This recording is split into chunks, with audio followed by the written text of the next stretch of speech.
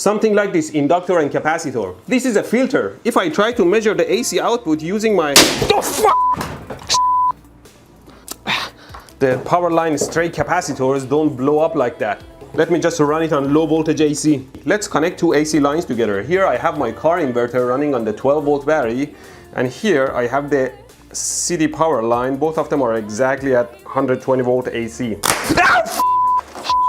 And that's why you don't try that at home. Right now I have rectified the two sources with a diode and capacitor, and we can easily connect them together. Yes, we need to make sure they are the same voltage level and the same polarity, of course. Now to make it a DC, all we need to do is to connect the capacitor across the loop.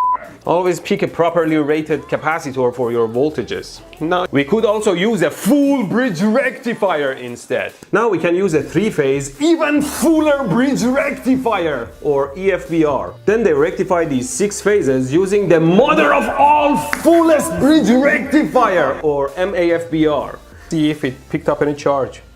Ow! I forgot to unground myself. That was painful. Okay, ready? Ow! Ow! It hurts where it goes in and where it goes out to the ground. Of course, this is much worse because its capacitance is around 5 times larger than a regular discharge a human body experiences. The huge ESR contributor of this Leyden jar is the awful conductivity of salt water. If I open... Forgot to discharge the damn thing. And from the size of the arcs, jump out from over 4 inches away. I can say that the voltage of the dome can be over 200,000 volts. And that's just the voltage when it... I guess it's a capacitor and can hold charge for a while. A piece of paper from a string and bring it close. Ow! We need more string.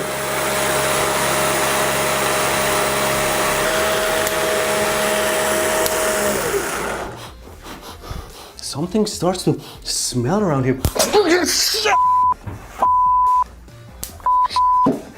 Damn it. It seems like it's wirelessly being charged, although it's not wireless.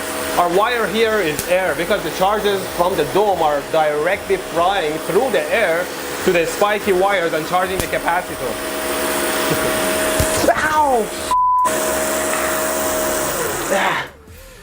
Seems like the capacitor wasn't the only thing being charged. In some of the outlets, especially in the kitchen, they bring 2 phases to the outlet. And to do so, if you look here carefully, they have to cut that tiny bridge.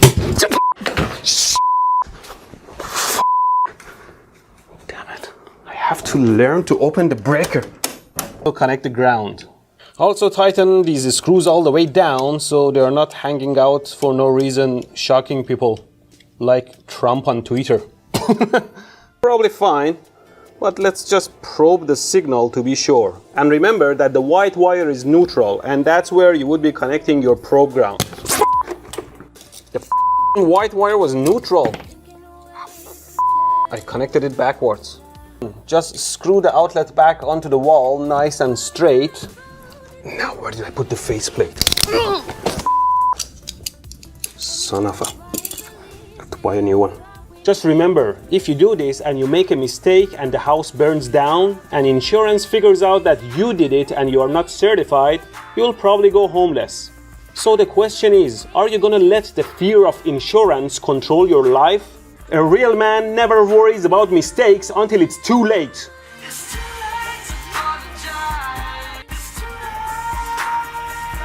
I like to plug my inverter into the outlet of my house so I can power more things. And for that, I made this harness that you can plug to both sides. First, you plug it to the inverter. Anytime you connect a power harness, connect it to your load side first so you wouldn't short your power supply or shock yourself. I'm only human after all. This is probably the most stupid harness one can make because it exposes high voltage on both sides, so don't make it. Let's very carefully plug it in. Yes, we have to make sure our load is not powered from a different source, like the f***ing city power. Now we can safely plug them in.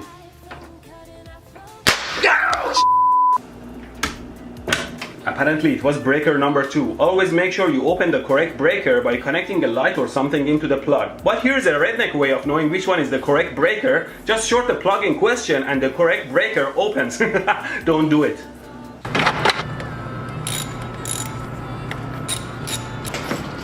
Let's try it.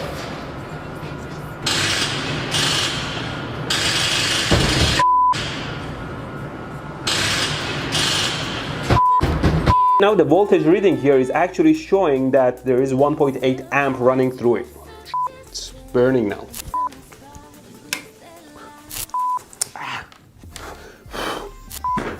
So here's the shunt. Now let's do a comparison between readings of the supply's ammeter and our shunt. Who set everything at maximum? I guess I did.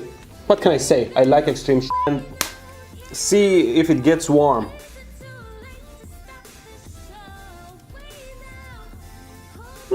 No, see, the mouth and the lip area is more sensitive to heat. It's slowly getting warm, but it's not too bad, so it should be fine. Some high AC currents. I have a piece of 22 gauge wire here, which I'll measure the voltage across.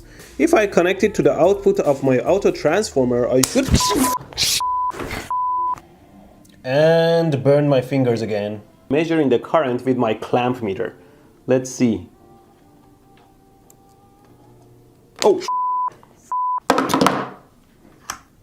I'm starting to think coming up with the idea of a light bulb didn't require much genius.